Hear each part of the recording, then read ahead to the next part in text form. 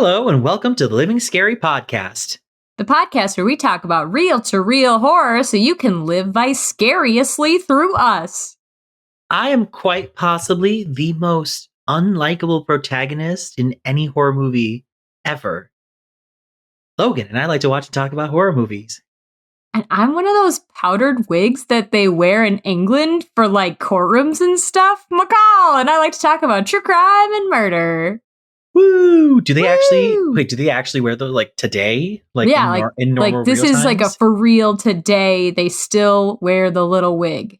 England's and a real do country. not need to. Also, they look like, at least the footage that I saw, it looks like they kept that wig from ye oldie days and they just slapped it on a man because it's like old looking and kind of yellowing and it did not fit his big old head. They couldn't even see fit to spritz it with some, like, I don't know, white hairspray or something. Some white hairspray. Yeah, they have different colored hairspray. They do. Yeah. All right. Well, now I look like an idiot. Costume shops and shit. All right. I don't know enough about anything really beauty product wise to refute you, so I will leave it to the drag queen. Thank you.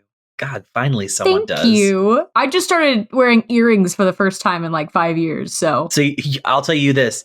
Your ears are going to feel real special after you take that headset off after having worn it for like an hour or so. I put it on and I was like, that ear that I re-pierced is really aching. So, was there blood when you re-pierced it? No, it was just like the back, like the film. skin. Like you could, I got it. Was like a film. It was like a film of skin because like it just started to regrow. Because like I put it in the ear and I got it in the ear hole and I was like, ha! And then I like couldn't like get to the other side. And so I was just sitting there like wiggling it around trying to find the exit. And then there was no exit anymore. And then I was like, I'm fucking making one. I'm wearing earrings. You said buckle up, buttercup, and you re-pierced your fucking ear. I just popped the skin a little. And then you pulled a parent trap. A little. I didn't have an apple and a lime. Was it a lime? I thought it was an apple. Why would it be a lime? No, I'm thinking of two different fruits, and it was just an apple. I was like, the way her ear would have been so infected. So infected. Also, it just looked terrible. Maybe that's why I didn't want to ever get my ears pierced. Because we watched that movie as a kid, and yeah, that scene is like, woof. It's terrible. And then they both scream, and it's the same girl, and you're like, wah! That movie is actually really controversial because it takes jobs away from actresses who look like that actress. But also, it gave us putting your Oreos in peanut butter, and we thank you. Yes, I do that shit to this day. The way it's probably one of the most disgusting things I do, where I take an Oreo, a double stuffed Oreo, and then I put a layer of peanut butter on it, and then I take another Oreo and I make a quadruple decker Oreo sandwich with peanut butter in the middle. That sounds disgusting and amazing. Do you dip it in milk? Absolutely. Oh my god! I need to soften up the cookie because you know that thing's going down in one bite. I'm not fucking around. Yeah, it's a one and done, babe. Like in college, I definitely I can't eat like this any longer, but I was unhinged for a while where we got I didn't drink water for 4 years. We got the Halloween candy that mom and dad didn't give away, and it was a shit ton of it. And you can get a lot of peanut butter for a little amount of money when you're a poor college kid. So I had a lot of peanut butter and I had a lot of candy. And I'm like, what if I just dipped all of my candy Sour in Patch peanut Kids butter? in the peanut butter. Ew, no. Reese's dipped in peanut butter, even though they're already peanut. It was so good. Well, because the peanut butter inside an Oreo, the peanut butter inside of a Reese's is a different peanut butter. It's different, and it's better when you add more. Also, Snickers was good too. I think peanut butter can improve most chocolates. Also, what the fuck is a Butterfinger? It's like congealed peanut butter. Is it peanut butter? Is that what the taste is like, supposed to be? I think it's butterscotch. No. Oh, shit. I've never thought about it. I love a Butterfinger. But it has to be very specific. Like, it has, like, Butterfingers are either, like, so fucking good, where they, like, just melt in your mouth and they're just delicious, or they are the hardest. They are rock candy. Like, they are... There is no in between. There is no between. And you buy your Butterfinger at the Super America at 2 a.m. drunk, and you have a 50-50 shot of that being the best goddamn Butterfinger of your life, or the worst mistake your bowels will ever experience that week.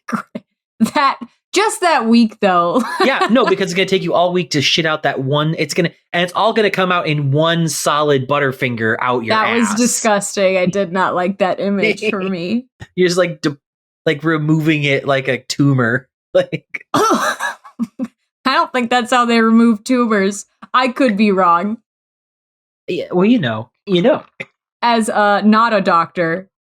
Yeah, I think it's all relative. Anyway. New Legends of Vox Machina. Have you started it? Oh shit, I forgot. Oh, now I have to do that. Okay. I think they're at episode 9, I think. Hell yeah. So you got some episodes to catch up on. I've been watching Castle like an old lady. Like obsessively. Really? It's so good though, because we used to watch it at our grandma's house, which is why I call it an old lady show, which I feel like isn't fair. Maybe young people watch it. I think it's nice. It's fun. It's fun. But it's got murder. I think like most shows though, after like the first couple seasons, it's like, okay. Most shows that have to keep amping it up, like, the CIA came and then I'm related to one of the... What? And it's like, now the president's evil and he wants to eat babies. And it's like, okay. And now we need to fight God. Yeah. It is kind of like an RPG where you're like, we get it. Yeah. Okay, I was just trying to check and see what episode of Vox Machina they're on.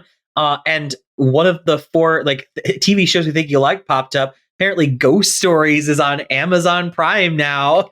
Yeah, it's always been. This is news to me. Of course I have it on DVD, so I don't. Oh, you're such a smart bitch for buying that. I want saw it on Amazon copy. And I said, click. Click. I saw it on Amazon Prime and I looked at Brendan like, please. And he's like, no, I will not watch that. So I have to watch it on my own time. On your own time. How dare. But maybe we should talk about what we're talking about this week instead of candy bars and anime. Let's talk about it. What you talk about? I'm talking about a movie called Dashcam. This is a movie that came out fairly recently. It came out, I believe, in 2021 somewhere. Like, it did not come out. It's interesting because it has a couple of release dates.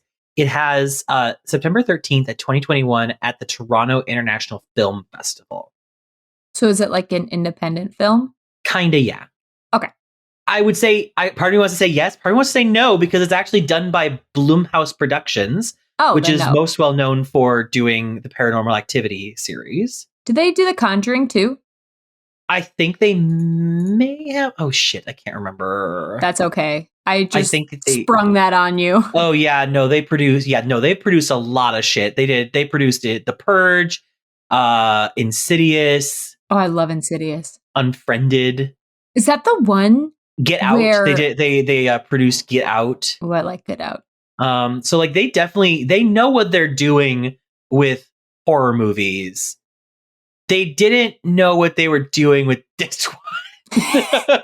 They kind of lost it for a moment. Yeah. Oh, they just released Megan. I want to see Megan so bad. I do want to see it. Have you seen that gif of her doing that weird dance? And I'm just like, what is happening in the movie? And then, of course, they are also bringing out another this year, but they're also bringing out another Insidious.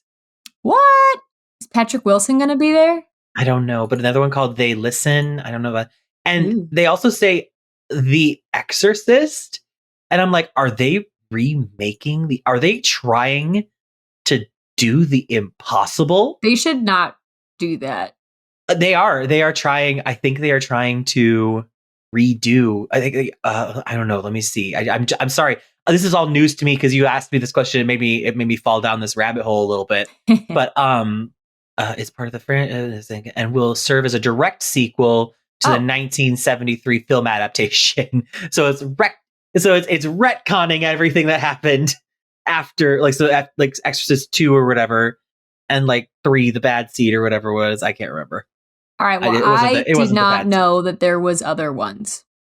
So. Oh yeah, there's like anything else, like anything successful, they're gonna just squeeze the life out of it.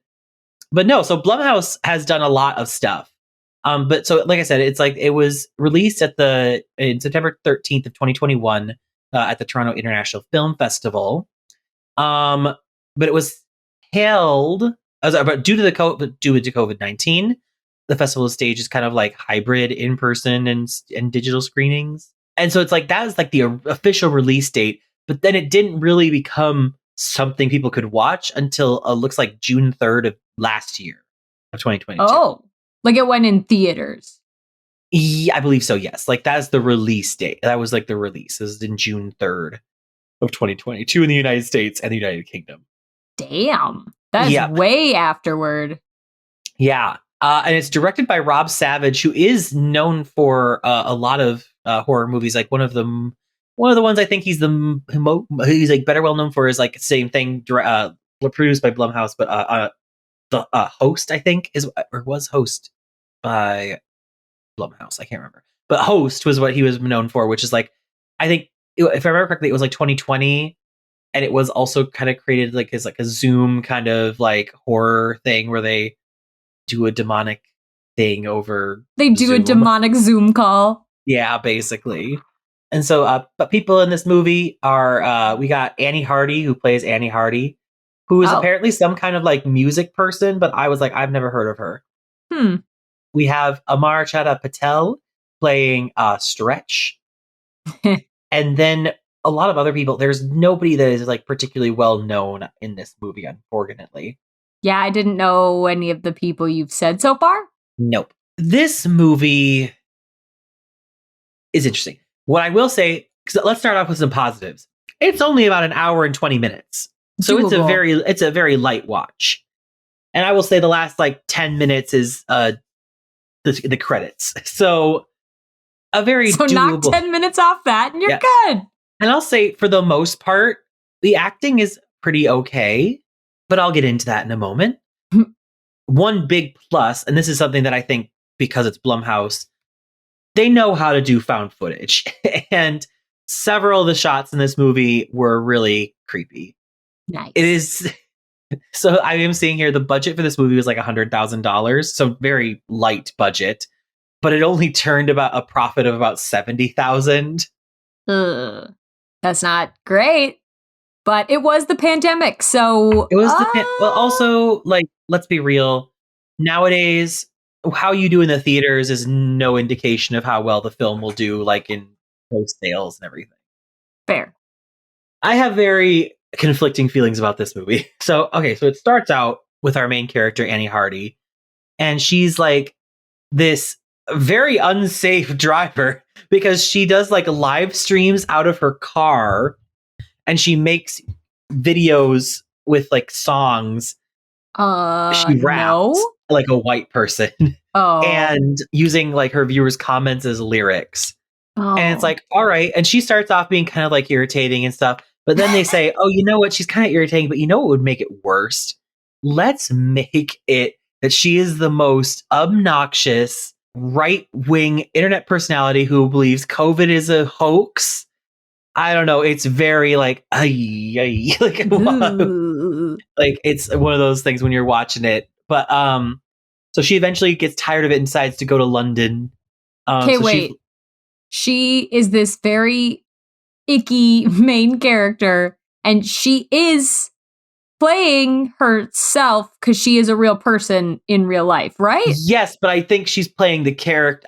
I don't know Annie Hardy in real life. Oh, yeah. I'm not saying that. I don't think that she is. But it's a really wild move to be like, yeah, I'm going to be named myself, but I'm going to be an absolute ass about it. Like, yeah.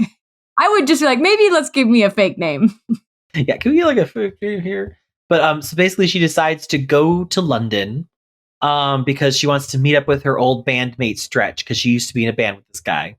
And he lives with his girlfriend Gemma. So she gets it, she trollops her ass into town at like 2 a.m. She goes to his house because she knows where he lives, and she knows where his hide key is, gets the key to his house, goes into his house, and decides the best way to wake up. Well, she decides the best course of action is to walk into his house in the middle of the night, sneak into his bedroom, and slap him across the face after hawking a loogie in her hand. Okay, so breaking and entering and assault. Yep. And then good bunch. Yeah.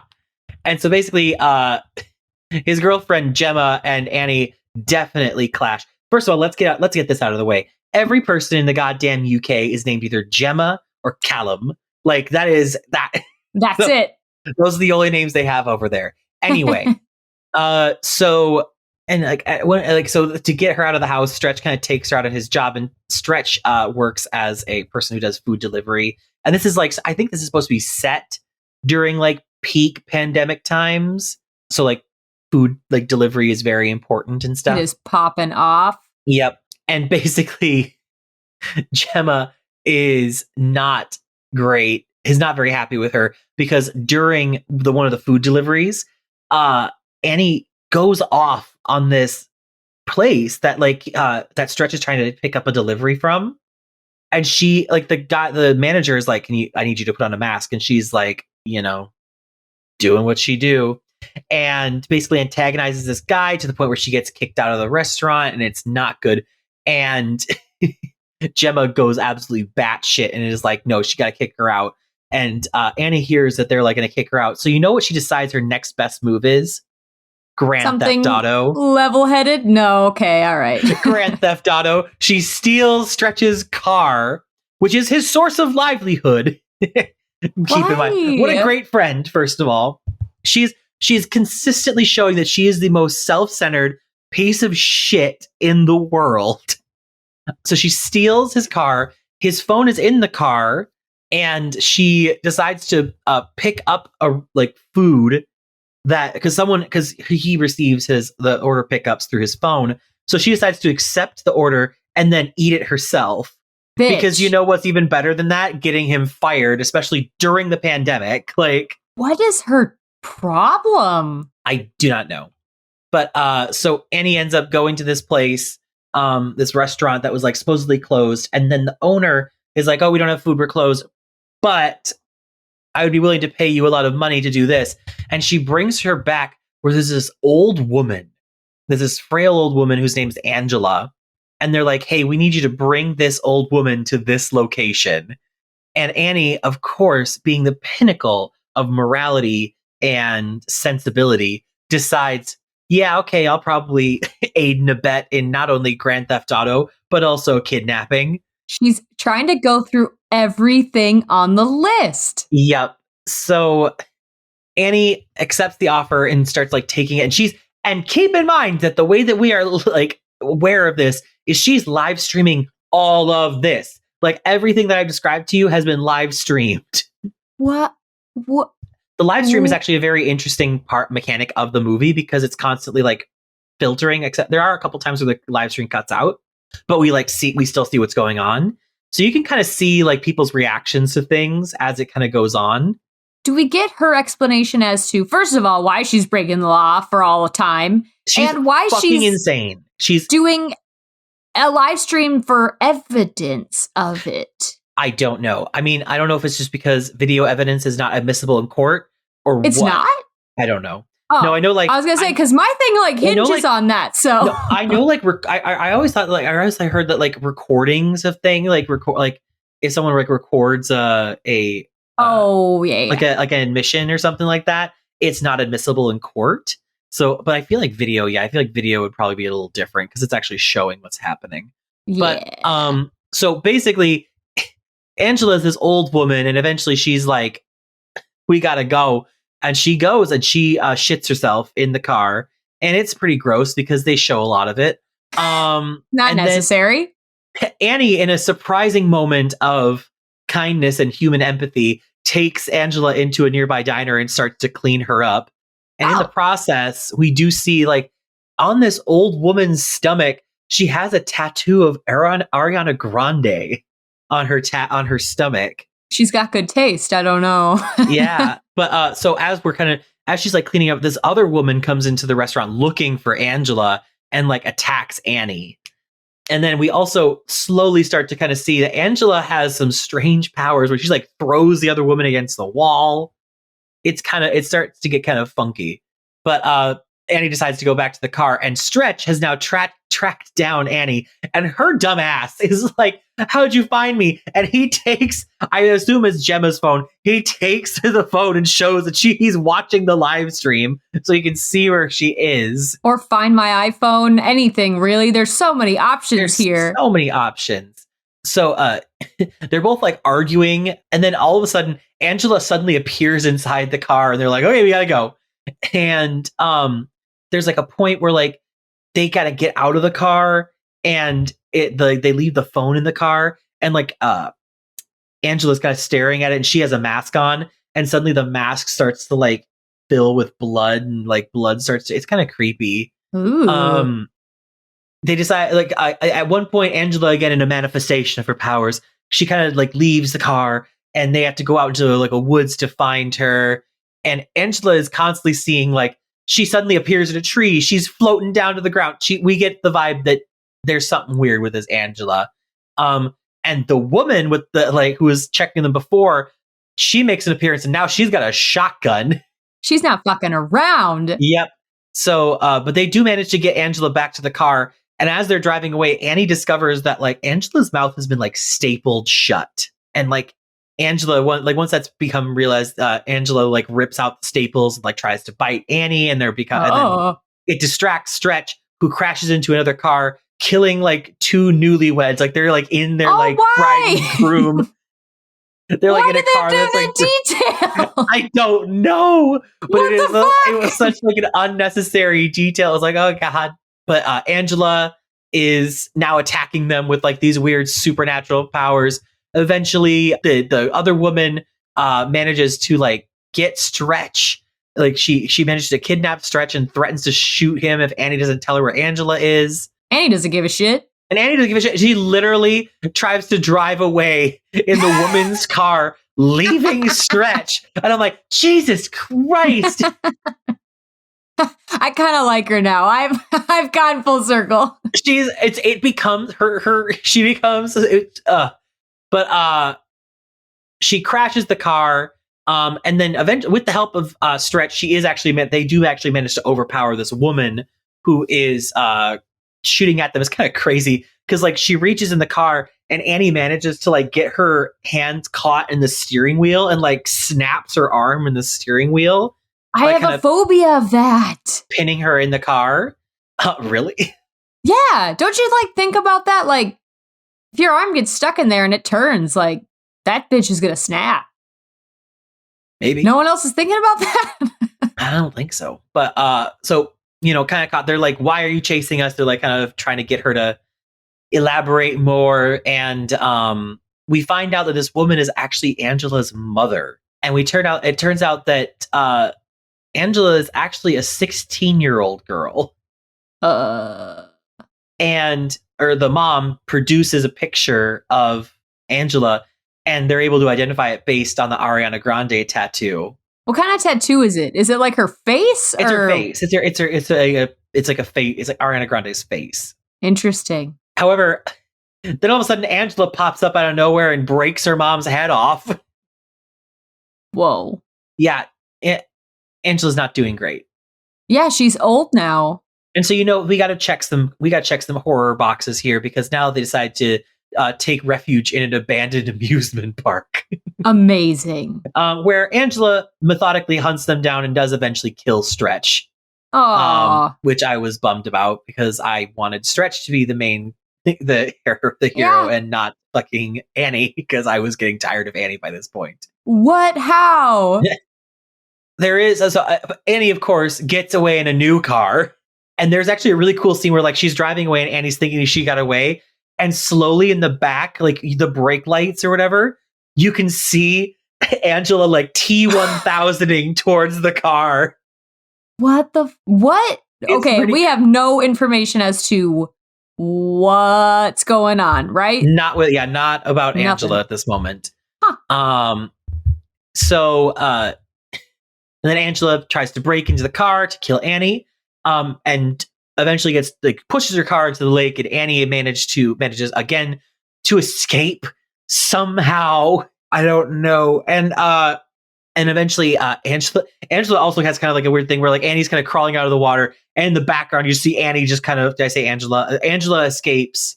No. Oh my God. I'm sorry. Angela and Annie, that was a mistake. But it's too much. Annie escapes the car. She gets out of the car somehow. And then we have like a scene where Angela kind of just rises up out of the water. Amazing. Into the air and like flies away. She just kind of fucks off.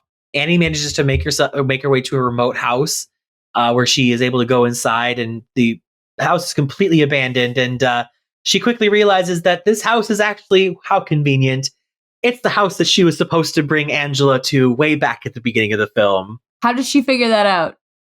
Someone, like the address was written down. Oh, okay. That makes sense. So we kind of this is where things get a little muddy, I think. And in a movie that's only an hour and 20 minutes, you can't really be too a thing. But like basically we kind of quickly realize that she sees like occult symbols, supernatural forces stop her from escaping. And then she also finds like there's like a moment where she turns the camera and it's just like someone's face just right there. And there's like a house full of like cultists who all like simultaneously slit their own throats, and then Angela attacks her, and then then Annie's able to use a knife to kill Angela. Whoa. And then all of a sudden out of Angela's mouth, this like slug-like creature comes out and starts to hunt for Annie. And Annie manages to get away. I don't know how Stretch's car ended up back in this this property, but it is. And she managed to get inside her plane and kind of hide until like the creature kind of crawls out from under the car. And then she takes her keyboard and then beats the shit out of the monster and kills it. How big is this slug? It's like a human-shaped slug, but at the same time, holy shit! At the same time, there's part of me that's like, if it's like a demon, then like, what? I don't know. So then like whatever. Death by keyboard, I guess.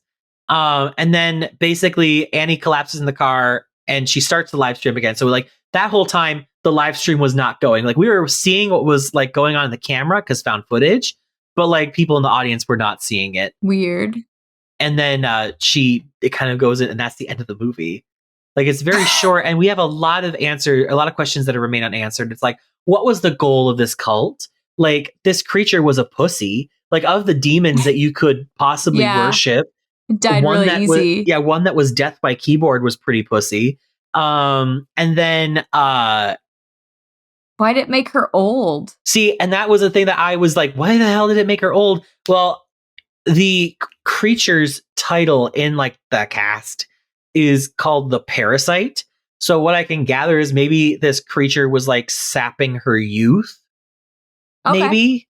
I don't know. Right. And maybe the reason her mouth was shut was so that it could sit and incubate. It couldn't get out. Icky. Yeah. Or like that would be my guess.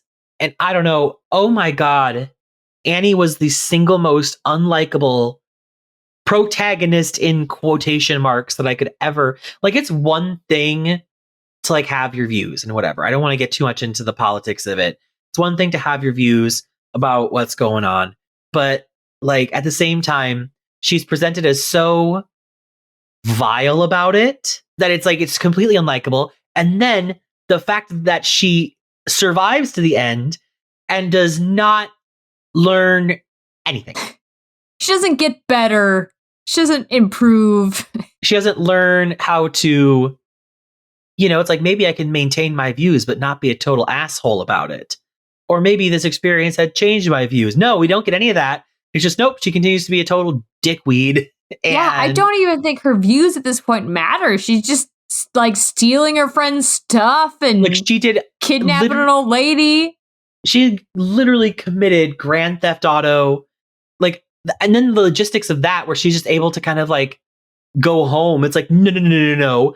because the things that for sure were recorded and on live stream were her breaking and entering and assaulting her friend, Grand Theft Auto, falsification of identity by like taking the order that wasn't for her, kidnapping, and now we suddenly have a missing friend component who will surely turn up dead somewhere. Oh yeah.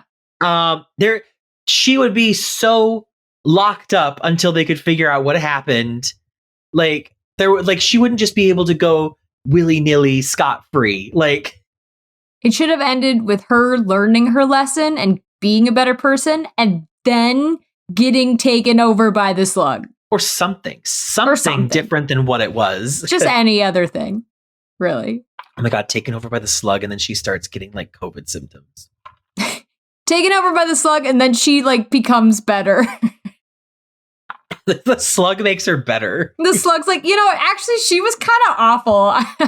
I will say, I'm just gonna fix it. It's funny when you read the reviews, they are scathing, and they basically say the same things I'm saying, where it's like, wow, she was just so unlikable, and everyone was like, I just wanted her to die or like have her change somehow. Like, we never got that. Of course, there's probably that again is like the movie is only an hour and 20 minutes maximum. There's only so much you can do in that time frame. This isn't Lord of the Rings. You could write a better character. You could also have written a better character. This whole story, that's the other thing. Her viewpoint and her being that total dick weed did not add to the story or change the story. She could have been a completely different character, and we still could have probably gotten the same result, just minus the Grand Theft Auto. Like, it still could have just been like someone who was like a DoorDash person who ends up getting tangled up in something that they shouldn't have, Yeah, I think it didn't have to be this whole like, hi, I'm a piece of shit who raps terribly about how COVID's a hoax to my 30 watchers. Like, did she only have 30? It was fine. The following numbers definitely changed throughout like at the very beginning, yeah, it was like 30 to 40. Oh. And then once like the Grand Theft Auto started happening and the kidnapping started to climb into the hundreds, and then once the really supernatural shit started happening, it was like in the thousands. And Charlie made an astute point that it's like, it could, like, I don't know how intellectual these the storyboard writers were being with this, but it's like there could also be something to be said about the commodification of misfortune and stuff, where like these live streams, like they are seeing these things that are actually, like, we know as viewers at home, these things are actually happening. But in the live stream, there every once in a while, I was like, whoa, this is a hoax. Oh, this is so stupid. It's like, so it's like there could be something to said. It's like, how many times like have we like watched a live stream and just written it off as a hoax when there might actually have been something happening, So Charlie made that point there. And then also he also brought up that it's like kind of maybe the reason that her character was so unlikable was it also was kind of challenging the worldview of like, okay, she is a terrible person. We can all agree, like, and I'm not saying, I just want like clarification. I'm not saying she's a terrible person because of her beliefs about like COVID and the vaccine and stuff like that. I'm saying she's a terrible person because of the way she treats other people based on her views. Because when you watch the movie, she's a horrible person. She disregards other people's safety and health, like for the sake of her own views. Where it's like, you can still hold those views, but at the same time, respect that there are immunocompromised people in the world and you just have to suck it up and do it because that's the situation right now. So I'm not saying that she's a terrible person because of her views. I'm saying that the way that she reacts to other people and treats other people based on her views is what makes her a terrible person. So we agree that like, she's a terrible person. And Charlie also brought up the point that it's like, even if she is a terrible person, does it justify, like, because the immediate response to everyone in the comments and everything, like when I say comments, I mean like in the real life comments of this movie, are like, I wanted this character to die. I hated her so much. It's like, I feel like that kind of says something too a little bit, where it's like, at what point, like, because she, like, besides being a kind of a piece of shit, she's a pretty big piece of shit. Is what she was doing warranting death in a horror movie? Probably, because most people in horror movies, when they do stuff like that, they do get some kind of comeuppance. I mean, yeah, you just have to have sex in a horror movie or be a funny person or be a person of color, and then you're out. But then Charlie was like, maybe that was a point that they were trying to make. And I was like, I can definitely see that. I think that is definitely possibly a point that the directors could have been trying to make. But at the same time, based on what this movie was, I don't know if that was what they were trying to do. Like, I think they're trying to make a movie, but I do think it's an interesting point of view to think about, because everyone's immediate reaction, based on the reviews I read, are like mine, where it's like, wow, completely unlikable character. Holy shit, I wanted her to die. But then when he brought that up, I was like, maybe. And then I was like, no, I still kind of want it's a horror movie. Nah. No, because it's like, it is a horror movie, though. It is a horror movie, and usually in horror movies, when you have a character who pulls like the kind of shit that she's pulling, they usually get some kind of comeuppance. Yes. Think of Barbarian. The nice thing about a horror movie. Think of Barbarian. What's his name? Got his comeuppance. Oh, yeah. I can't remember the guy's name. Justin Long? Thank you. Yeah, Justin Long's character. Man? Justin Long's character got his fucking comeuppance for being a piece of shit. He did. I love that movie. And that's why I didn't like that Stretch died, because Stretch had done nothing wrong. Stretch is along for the ride. His car got stolen. He's gonna get fired. His girlfriend's pissed. And who knows, maybe that's a commentary the director's trying to make too, about how COVID itself, it's like, COVID doesn't care if you're a good person or not. It's still going to kill you if you get it. Not 100% of the time, but like it could. I guess. I'm literally grasping at straws to try and make any sense of it, because it's like, really, this movie was kind of it was entertaining to watch. It had a couple good little jump scares, but God, the main protagonist was so unlikable, and Stretch should have been the main protagonist. Yes. But yeah. So I don't know. It's like I said, the points that I brought up in the past, like over the past little bit here, are me trying to kind of prescribe some kind of meaning to what I watched. I don't know, and I don't think that is what the director was trying to get across. But it's fun to think. It's fun to debate and figure it out about it, like to work through it. I don't know. But if you have Hulu, it's on Hulu for free. It's only an hour and 20 minutes. And you know what?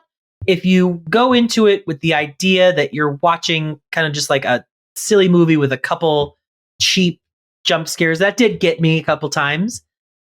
I actually don't think it was that bad of a watch. But if you're looking for something deep and you're trying to philosophize about it, probably not this one.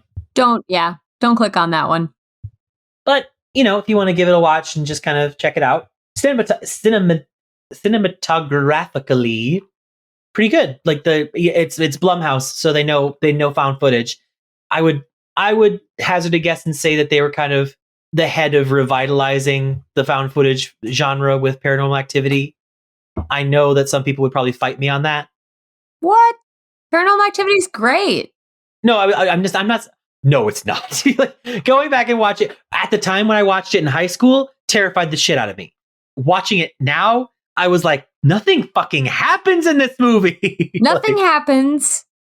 But the first time you watch it, you're so invested as to what the fuck is going on that it doesn't matter. You have to watch Paranormal Activity in complete darkness with like surround sound and the volume pumped.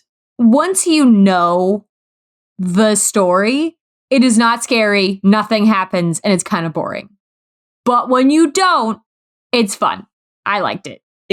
So it is fun. But I think really in terms of like their cinematography, I don't know what cinematography in regards to actually shooting a found footage film, I thought it was actually pretty good.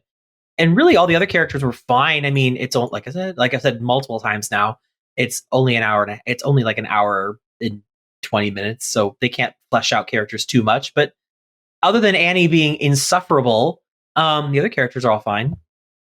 Nice. All right. Yeah. Well, so that is Dashcam. Is it my turn? Yes.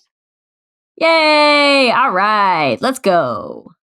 So, mine is the murder of Suzanne Pilley. Pilley. I think it's Pilley. How do you spell it? Pilley. Yeah, probably like Pilley. Pilley. watched multiple documentaries on this, and I still can't remember, so here we are. So I got my information from Wikipedia, duh. It's an Edinburgh News article by Jamie Mackenzie, and then Crime Watch special, they covered it, and then a video by Just Thought Lounge. He said his name was Kevin. He didn't say a last name.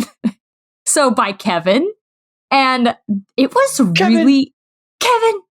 It was really good. Like, he had the most information out of anybody. And he was just like, matter of fact, man, like, this is the straight shit. And I appreciated it. Nice. So, I'm going to take you to Edinburgh, England. Susan Pillay is a 38-year-old woman. She is a bookkeeper at Infrastructure Managers Ltd. So the funnest job ever. She is outgoing. She has a lot of friends. She's really close to her parents. She did get divorced at one point, and she's kind of back in the dating scene. She's kind of doing her own thing. Getting back out there. She just like seems pretty fun. People really like her, obviously.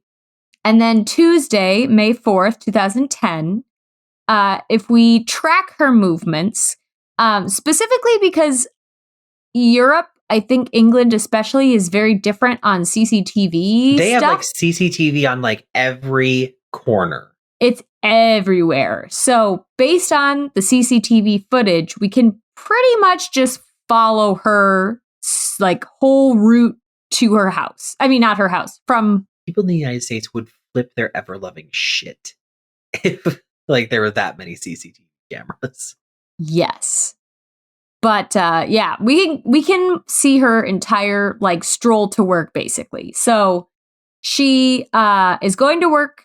She's leaving a Stainsbury's, which is a supermarket, I guess, that they have in England, or maybe specifically Edinburgh. I don't know. But so she goes into this supermarket. She gets a yogurt for breakfast. She's heading to work. We can track her on CCTV, and she uses her bus pass at one point in her route.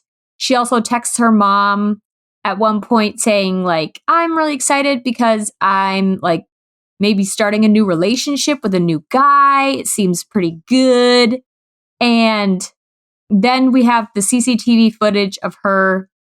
So there's like two different cameras that are showing her route. There's one that's following her. And then she kind of turns the corner and she's going a different way. And she's like almost to her building. And then the spot where like the cameras switch over to the next one that would see her right in front of the building, there's just like a small blind spot. So we see her approaching her office building. We see her get within like, I don't even know, 5 feet of where her office is. And she's gone. She, you would assume, gets to work and has a good day. But she does not. I would say for the way you're saying it. Yeah. But the fact that we are covering this means that she did not show up to work. But like, based on everything we've seen, she should have. Yeah. So she doesn't show into work.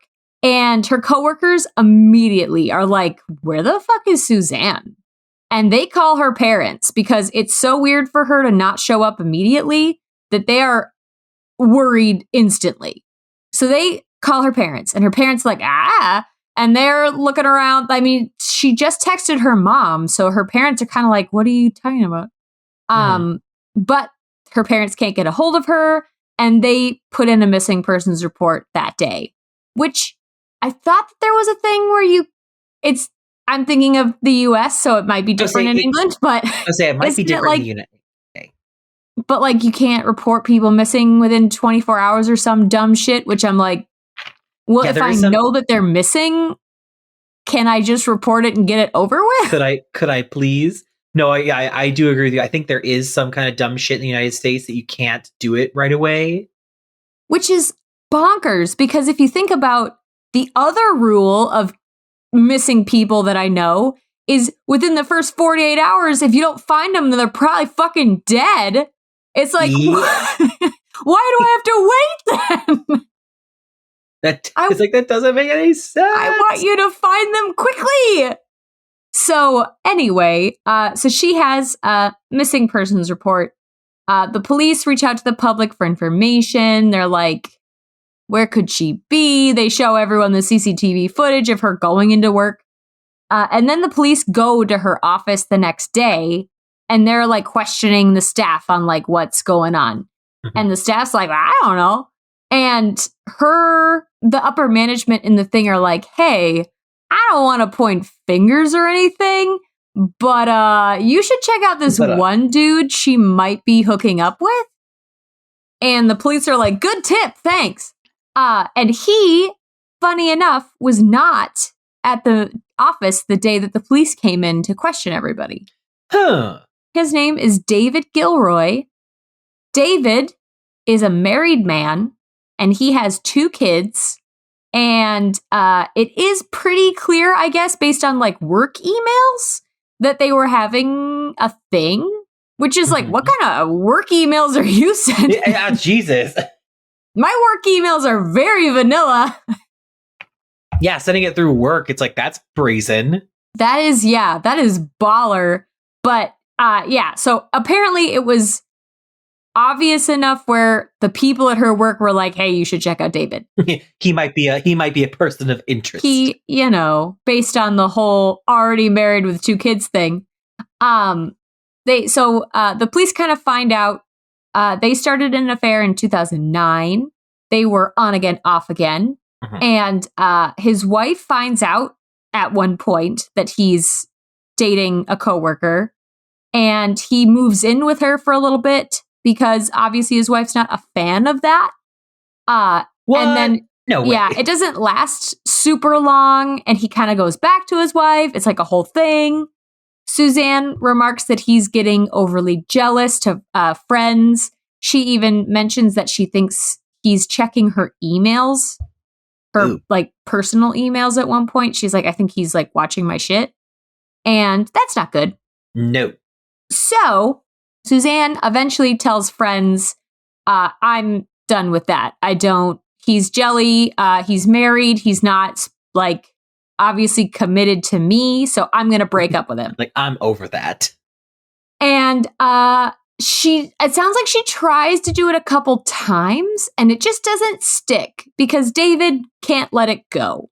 And a couple weeks before she gets disappeared, it sounds like she told her friends, like, I told him he gets the message, it's done. Like, I'm done.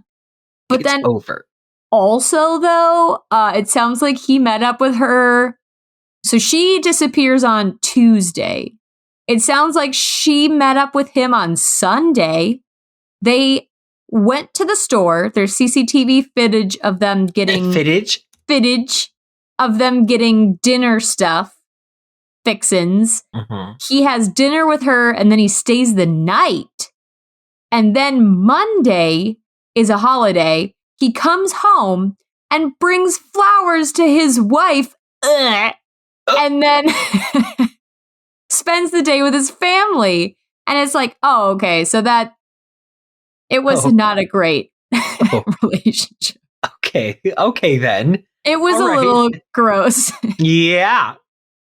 But yeah, so the police are like getting informed of all this, and they're like, woof. The spirit appears to be a bit of a player. I love that so much. So David wasn't at work the day before, and then he comes back into work, and the police are like, hey, we gotta talk to you. And they meet up with him. He comes into the police station. Is gonna set out a hit on you. Whoa. What was that? I said, well, pizza's gonna set a hit out on you. But I need to know what that's from. Oh, it's the Spaceballs. Oh, okay. Oh, I got it. Yep. I'm sorry. I haven't watched Spaceballs in a really long time. How dare you? No, it's fine. The only thing that I say consistently is, we ain't found shit. That's great. I do love I do love that. We ain't found shit. So the police meet with him, and he's got like marks on the backs of his hands. He's got Karl Marx? He has Karl Marx. He's got marks that someone would make if they were fighting for their life. You know? Fucking asshole. And the police are like, hey, what's up with those scratch marks you got all over your fucking hands and face, dumbass? And he's like, I was gardening, and it was a crazy day. It was just, don't even ask me about it, man. It was just crazy. Those weeds were everywhere. Oh, my God. And the police are like, can we take some pictures of your hands? They were like, okay, yeah, no. Yeah, no. So they take some pictures of his hands. He comes in the next day to have them like examined.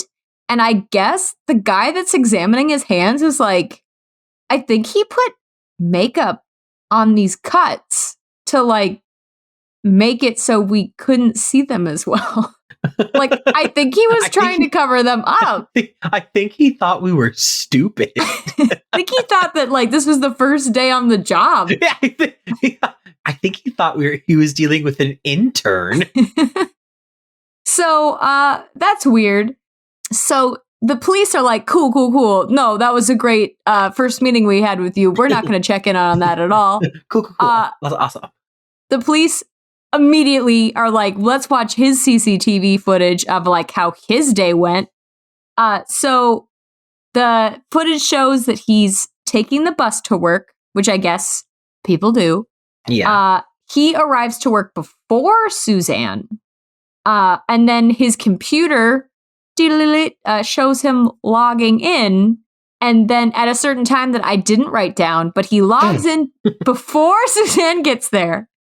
And then the computer has him logging out and like not being at his computer for about an hour, which is during the time span that CCTV footage would have shown that Suzanne would have arrived at work. So later that day, so at one point, I don't understand how this office fucking runs, by the way, because it sounds bonkers. Yeah, it sounds kind of ooh. So he had that stretch where he wasn't there for an hour. Based on one of the documentary things I watched, he like goes to his mom's house to pick her up or something, or do something with his mom. And then his mom brings him home so he can pick up his car. Then he drives his car back to work and then back home. That's his weird day. Man, it was crazy. Let me tell you what. I took the bus to work and then I had my mom drive me home so I could get my car. Like, what? Like, what? That's really fucking weird. So the police are like, cool. I'm just going to look into that really quick. And they bring Buster, the police dog, in. Yes, Buster, good boy. Who, if it is the same dog that I saw in the footage, is the cutest, best boy in the world. But so Buster comes in. Stella would like to debate that. But this is the best you said boy. Best boy. I say she's the best girl. She can have it. I would never refute that for Stella. She is the best girl. I would never. She is my favorite. Good. So Buster's like, hey, guess what? This office has human remains smells. So he like does the thing where the dog smells around, and then you want to hear. He like sits. He does his reaction. I think it's like sitting and barking in the garage and in the this like weird kind of like under the stairs creepy nook that like is perfect for hiding a body. I don't know who designed this office building. Now there is never a good thing to have a secret nook. Murder nook. No. Yeah. So the police dog's like, there was definitely a dead body here, and forensics does go through the garage and the creepy murder nook, and they don't find evidence of either Suzanne or David being there at all. So that's weird. But they bring Buster, the amazing boy, to Buster, the wonder dog. David's car, And he does the same thing for David's trunk. So that's not good. Yeah. So here is what police think happened. Suzanne arrives at work. David is waiting for her at the front door and says, hey, can we talk privately in the basement? Because he wants their thing to keep going and she does not. So they go into the basement and they're in the garage basement area. Perfect for, murdering. Murder. And she's like, it's over. And he's like, no, it's not. And she's like, no, for realsies though. And then he strangles her about it. Except for real. And then he hides her in the staircase murder nook and then goes back up to work.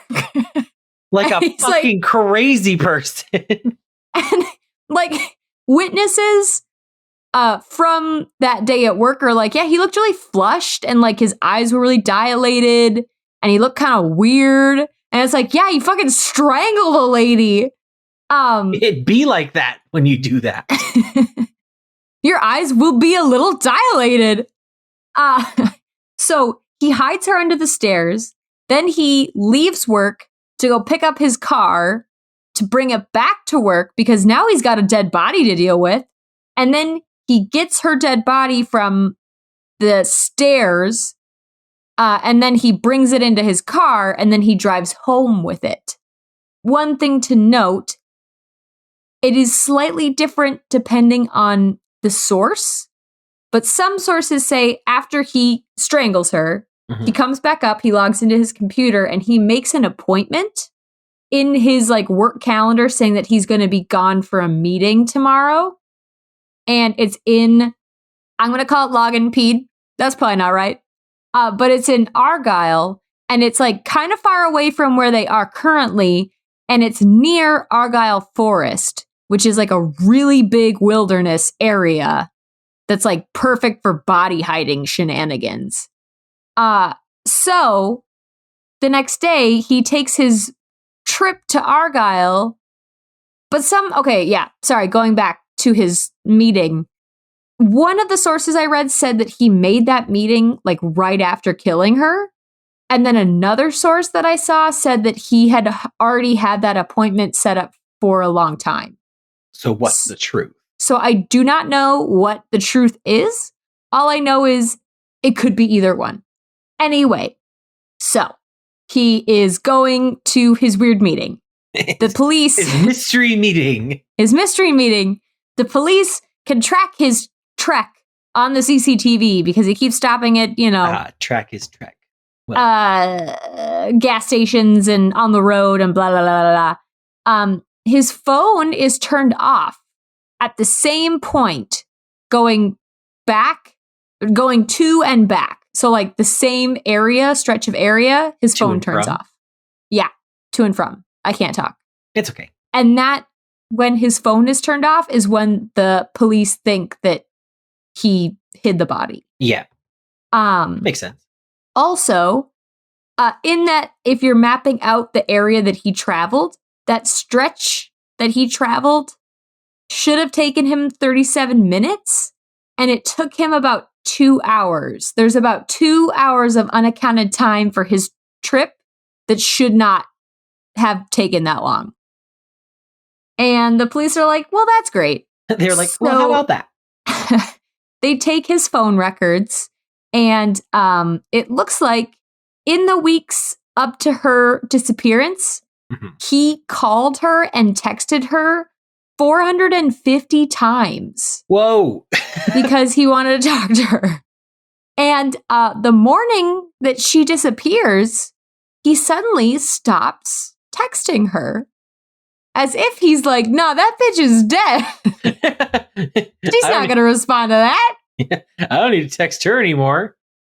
So they have this case, and it's very obvious to anyone looking at it. It's very obvious to everyone. He totally killed her. He put her in his trunk and he drove somewhere and then he buried her and he came back and was like, no, these scrapes are from gardening. I don't know what you mean. You guys are crazy. But the prosecution has this awful conundrum of we cannot find her body anywhere. They search the Argyle Forest. They search that area that they think she's buried in and they cannot find her. And so the prosecution's like, I know that we need like the body or whatever, but he did it. And so he absolutely did it. Toads did it. So the prosecution shows instead of having a body, which you usually have to prove that there's a dead body, their evidence. You need a body to prove that there's a body. To prove it. Their evidence is that none of her bank accounts, her credit cards, her passport, her bus pass, her surfboard. Nothing has been used since May 4th. Her friends and family have not heard from her, and they're like, nah, she's totally dead. So, some other notes. The forensics team looks at David's trunk because Buster, the best boy in the world, smelled those human remains. They do not find any physical evidence in the trunk. They didn't find anything in the garage, the stairs, but David's car shows vegetation from the Argyle Forest, like, underneath it. Like, is weird if you're just driving on roads, which he should have been doing. It's like he was in the forest in the car, pretty much, is what it looks like based on the stuff that stuck to his car. There are also 4 fractures to the undercarriage of his car based on rough terrain, which hopefully you wouldn't have going on a normal road. But if you're driving on, like, the forest floor, you're probably going to get some issues with your car. Probably going to have some problems. The police speak to 1,500 witnesses. They take 1,164 statements to recount what happened the day, tracing Suzanne's steps. They gather CCTV footage from 250 separate locations to piece her day together. And then one thing that is really cool, because they have all of this footage of both Suzanne and David, something that they notice. So when David comes to the office in his car, there's nothing in that rear view window. It's totally empty. Then when he parks in the garage, he's leaving. The CCTV shows that there's an umbrella in his rear view window. He kind of puts it in the back seat up on that like ledgy thing. And then when the police search his car later, that umbrella is back in the trunk. And they're like, yeah, he probably moved it because there was a body in his trunk. And then when the body got up, he put the umbrella back. So because that's how this works. Those are the like minute details that they're going through with all this footage. Gilroy pleads not guilty, and he never admits to anything. He's tried, and people think it's probably going to be an easy case for him because there is actually no physical evidence because they never found a body, nothing like that. And because people think it's going to be an easy case, they never have him take the stand to defend himself because the defense thinks it's going to be a slam dunk. The jury, I guess in England, has 3 options: not guilty, guilty, and not proven, which is they think he did it, but they can't prove he did it. I don't know anything about England, and I don't know what... At least you're honest about it. I don't know what that means, like legally. What do they do to him if he's not proven when they're like, no, he totally did it, though? I'm not really sure. Yeah, I'm not sure on that one. Like what the actual punishment ends up being. But after going through everything, the judge of the case is like, the police did an astounding job, like putting all of this shit together. And then in 2012, he is given a life sentence for Suzanne's murder.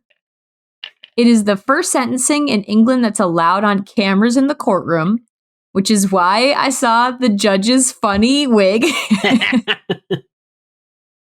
Suzanne's body is never found. But they do make a law called Suzanne's Law, and it's that a killer has to fully disclose what they've done with the remains. And if they don't, that they stay locked up in jail until they do. So if you get, what's the word?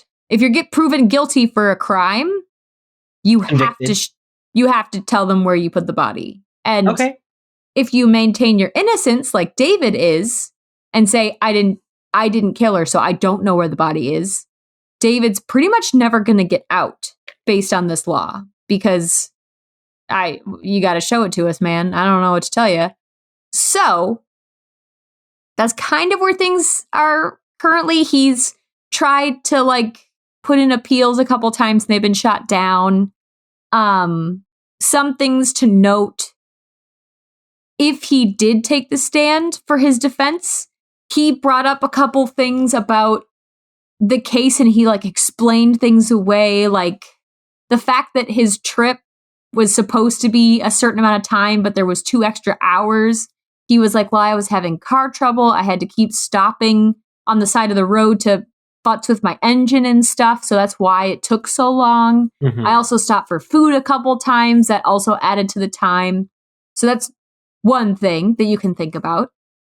He also said that the reason it looked like there was makeup on the cuts on his hand was because he went to the mall with his kids earlier, I think on Monday, and they tried on different types of sunscreens, and that's why it looked like he had stuff over his cuts, because he'd tried on all these types of sunscreens at the mall. And so he did have multiple reasons to back up things that they found, but he never got to explain his shit because he didn't go on the stand. Based on everything I see, I do think he did it, but I also think I don't know if there's a lot of proof. You know what I'm saying? Yeah, I know what you're saying, where it's there's nothing so concrete. If I was in the jury, I'd be like, yeah, he probably did do it. I don't know if I can. I don't know if I want to send a guy to jail because he probably did it.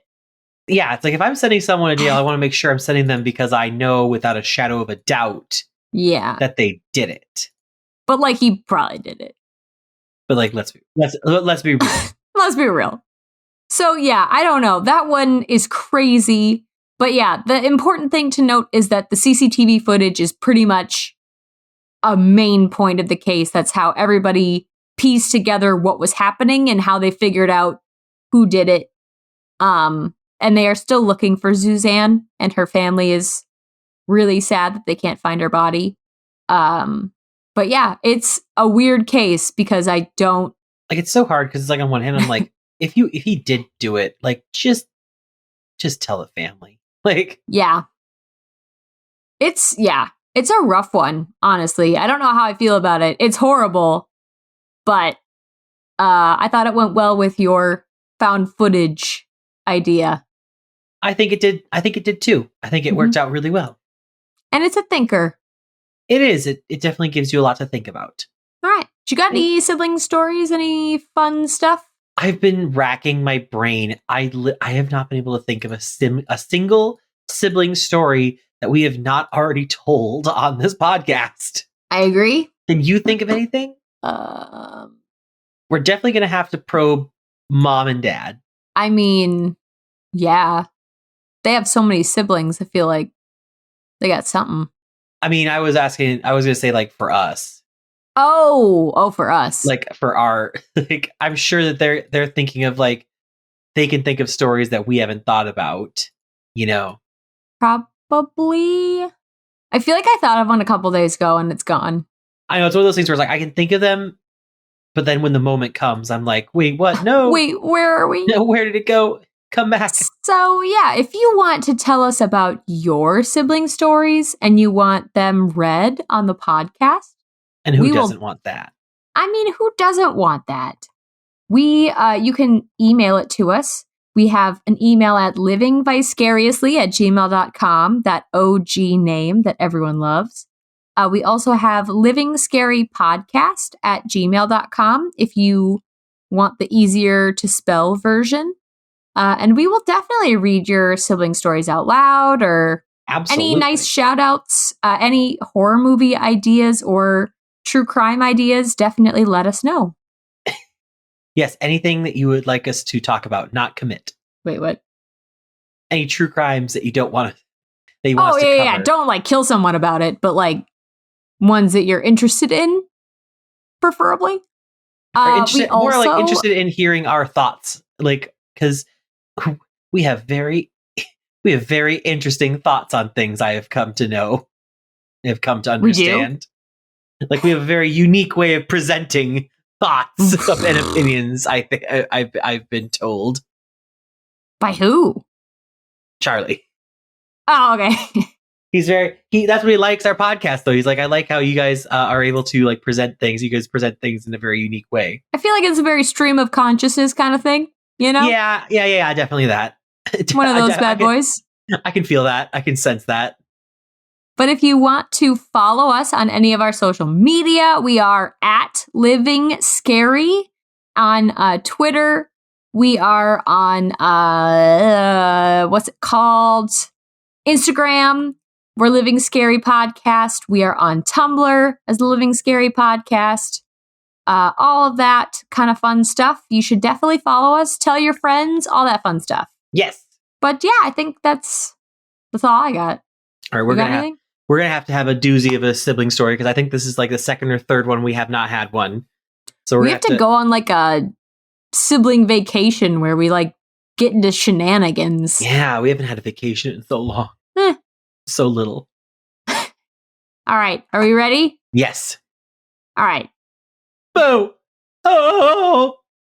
Boo! We just watched George of the Jungle.